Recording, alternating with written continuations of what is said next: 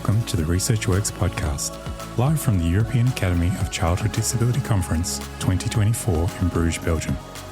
Join us for interviews with keynote speakers, world-renowned researchers and clinicians, and behind-the-scenes stories from one of the great paediatric conferences in the world.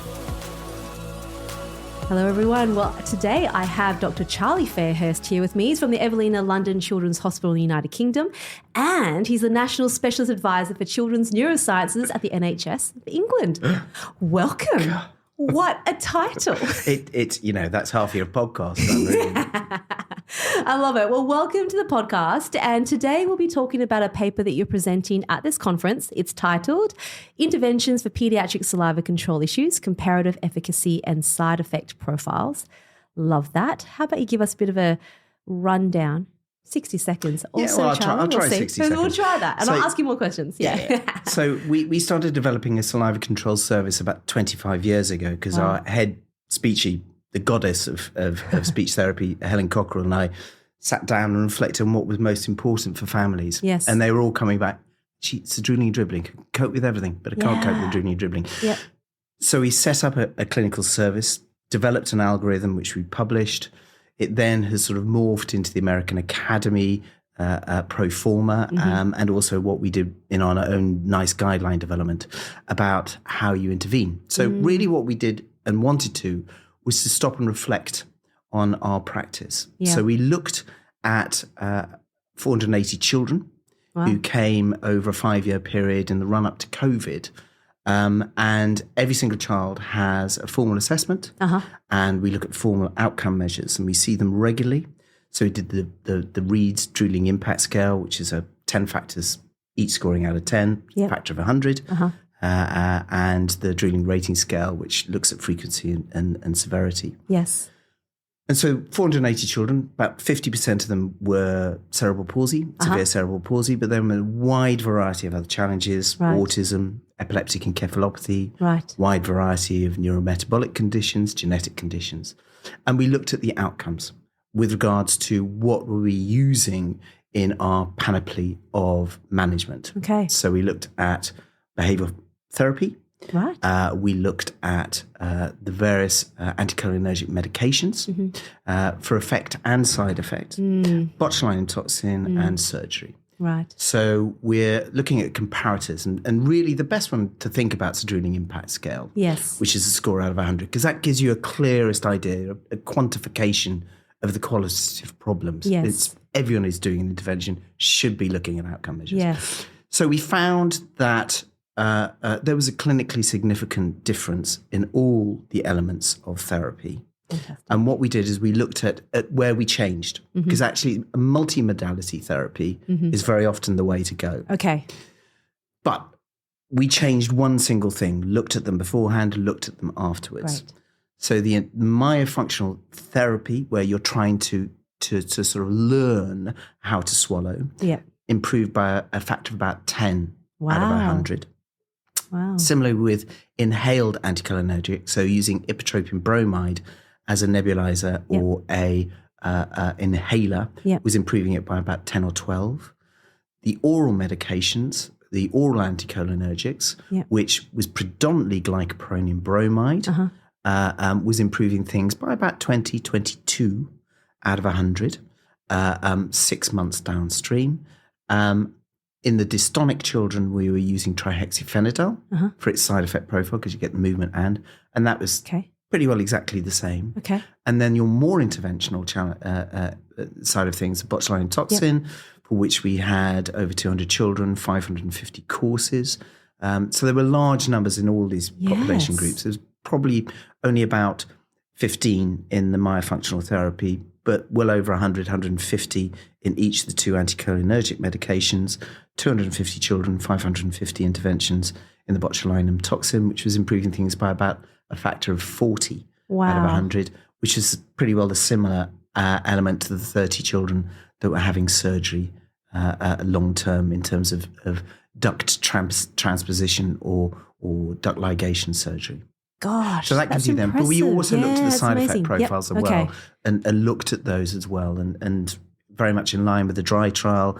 We found that actually children that came to us on hyoscine patches were having quite severe side effects. They're all hidden because, it's just a plaster. Yes. But it's not.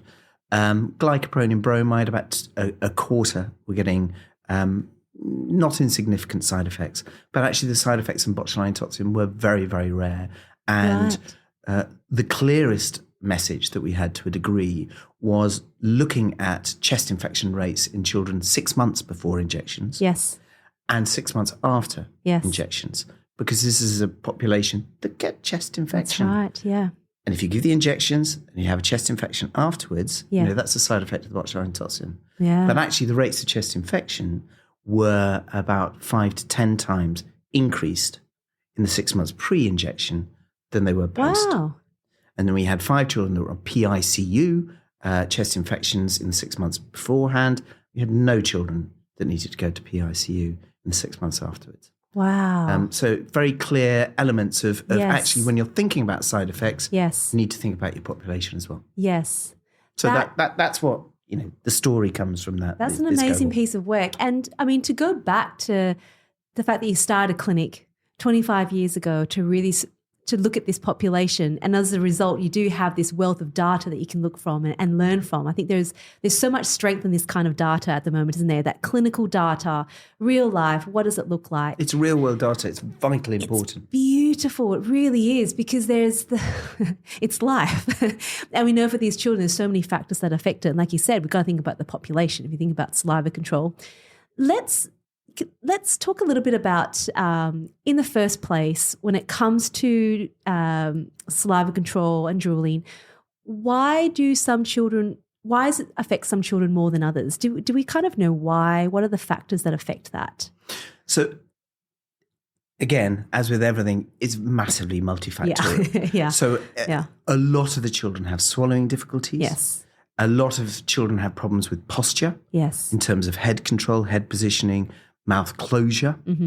It's very rarely that you're actually producing more saliva. Right. Unless there are two populations that fundamentally do produce more saliva. And we all produce about 1.5 litres of saliva every single day. Do we really? But you and I, we just swallow 2 to 3 times a minute.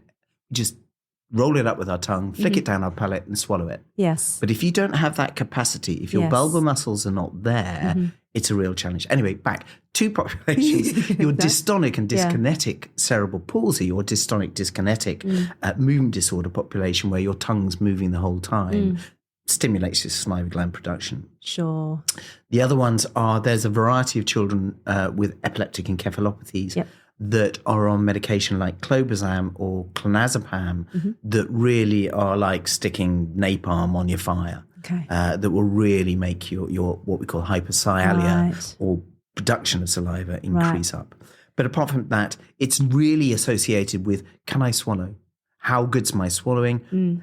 There was a population of probably about, out of our 483, there were about 20 to 30 children with isolated saliva control difficulties that were neurologically normal, developmentally normal, did have some problems with the phonetic structure of their speech because they had a mouthful of water, but otherwise were developmentally normal. So that's a very small population. And when you're feeding in a population of 8 to 9 million into a unit, you sort of see those. Right. But there are very much your big numbers are your children with cerebral palsy, autism, and epileptic encephalopathy. With all those different factors that influence how a child might present and I guess functionally what that might look like, imagine knowing the reasons behind it is an important pathway to what kind of interventions you would trial. What's the process that you would go through that? And I know this is it's complex. I do know that, but you've got your medications, you've got the inhalation, you've got the therapy, you've got botulinum toxin, and you've got surgery. So, how do you approach the kind of interventions for these children? Is it the most important thing, as with everything in childhood onset disability, is assessing properly. Yeah. So and never assess by yourself. Yeah. So God bless them. An ENT surgeon that runs a saliva control service by themselves in a back just isn't going to work. No. You need to have really good speech and language therapy. Yes. You need to to have somebody in the clinic who understands the sort of wider developmental and the neurological aspects, you need to have an ENT surgeon. Yes. And ideally, if you've got a dentist. So it's a multidisciplinary approach. You've got to get those foundations right before then you can consider. And it's really a question of a discussion. The parents are key. The child, if they can communicate, is also key. So you make a decision together, as we all do in our goal setting.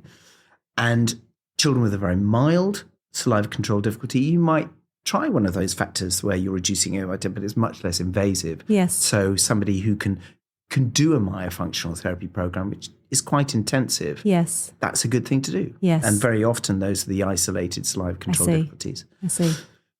Ipratropium bromide is a very normal thing. A child having an asthma pump in a primary school class is normal. Yeah. Because in a class of 30, you're going to have half a dozen. Pretty acceptable. Possibly. People understand it. They see it. Yeah. And so you're using that for saliva control difficulties rather than asthma. Yes. Children with sort of moderate to severe saliva control, your first line is probably your anticholinergic medication, which most widely licensed is glycopyrronium bromide, and then botulinum toxin. Sometimes you might go straight. Sometimes, as I said, it's a multimodality. Sure. So you might use glycopyrronium with botulinum toxin. As that's working, when that's working best, you might come down with the glycopyrronium and then need to go up again. Yes. Because we found that it lasts around 6 months on average. Okay. Botulinum toxin. Okay. Kind of that's, we understand botulinum toxin being, we often use it in muscle and all that kind of thing, but here, same sort of thing, it's transient, I suppose, for that period of time. Does that, like when you put botulinum toxin in muscle, is there a window of opportunity there? Is there things that people need to focus on or think about during those times to make use of that, or is it more just, let's see? So you're using it for symptomatic control. You're never going to, time is the best management in many ways. Yeah. So there are an awful lot of children that just improve over time with regards to their saliva control difficulties. And sometimes you're just nudging and nurdling down the line with regards to that. What about like pre-winter? When, is that a timing? Yeah. Spot on. Yeah. I wish you were. God, anyway, I'm a thinker. Fantastic. Well done, that girl. Thank you. Exactly. So we do have some families where you look at the quality of life and the impact that actually they can cope over the summer months because you know what? Everything dries up a little bit. It's not a problem. But in winter, particularly if you've got an element of posterior ciliary rather than purely anterior ciliary. So anterior, coming out the front, you might get nasty rashes and sores under here, which are bad in the winter. But equally, in the winter, you might, if it pours down the back and into your larynx and pharynx and goes down into your lungs, you're much more likely to get chest infections. So we do some children where actually the families can cope over the summer months, but come in the UK, which is the opposite from where you are in Australia, but in the UK, sort of coming into the end of September into October, November, we'll be thinking of doing a course to see them over the winter months. Yeah, sure. Does it have any role or is there any impact there for children who tend to have PEGs, for example, and how they receive their nutrition? Has that got any role to play in particular? Not really. I think it's really important that if you're going to use something like botulinum, what you don't want to do is, because you're mitigating. You're not curing with any sort of saliva control intervention. So what you don't want to do is to overly thicken the secretions. Yeah. Particularly as anticholinergic medication has problems with gastrointestinal tract in terms of constipation and urinary retention is the main sort of side effect profile. So you've got to be slightly cautious and think holistically of the well-being of that child. We never do all the saliva glands. There's a whole series of small ones. We tend to focus on the submandibular and parotid. And if you look at the Sepexi trial, they do 2 parotids, 2 submandibular. We tend to do 1, but that's just our personal practice. Okay. Saliva is important for keeping your mouth healthy. Yeah. What's going on in your esophagus. Yes. And your higher sort of elements of digestive system. So don't overdo it. Yes. And there is a reason and purpose to it all. Yeah, and everything in balance. What about, I guess, a final thing to touch on is the surgical method. Remind me again how many times that happened in your sample? So we had 483, as I said. 31 of our children had went on to surgery. So again, our surgeons are cautious. Yeah. And if you look internationally, some surgical units still do it relatively frequently. Okay. And certainly we've discussed with the ENT college and experts within the UK, and they tend to still go down an ENT intervention. So whether that's reorganizing the plumbing from the saliva glands or debulking the saliva glands or excising the saliva glands. It's not without risk. Yeah. It's not without side effects. And actually what we've tend to find is if you do it very early in children before you have a mature oral motor cavity, you can actually lose the benefit. It tends to recur as a problem. So we tend to sort of push into adolescence and do it in a child who's got a safe swallow. Yes. And we tend to recommend duct transpositional surgery predominantly. Okay. With some excision, plus or minus. We leave that to the end. ENT surgeons have got to do something. I know, we'll leave them with a few of these things to do. And what about, I guess, a final point? I know we're going slightly over, but I think it's really important to note is what tends to happen for these kids as they sort of age out of the system, they go into adulthood. Do we know whether these interventions continue? Is there a clinic like yours in adult land? There are clinics in adult land, and again, it depends on where your international pathways and processes, and that's where my sort of NHS England role comes in, to try and think about how we transition, what age do we, but there are specialty clinics that it's licensed for use in adults. Botulinum toxin, glycopyrronium bromide is licensed for use in adults as well. But actually, as with everything in adult life, it's a little bit precarious. Yeah, I know. Finding the experts that are interested in child onset disorders is a real challenge. Because this is not exactly something that disappears when they reach a certain age. And hopefully we can find, through work like yours and the clinic that you've established and all the guidelines is to say, okay, what we can do, what works for that particular child, and hopefully have something for them to take into adult land of what works. And most of the ENT surgeons do cover pediatrics and adults, so that is quite useful. Yeah, for sure. If they've got an interest. Wow. Thank you very much for sharing that with me today. That was brilliant. Pleasure. I loved that conversation. Thank you. So to all of our listeners, I really hope that was as enjoyable for you as it was for me. There is actually a paper that Charlie has published on this as well. So I'll pop a link up there for you so you've got that as a bit of a guide too. But I'm sure we'll speak to you again soon. I think we've got much more to talk about. But enjoy the rest of the conference. We'll talk to you all again really soon. Bye. Bye.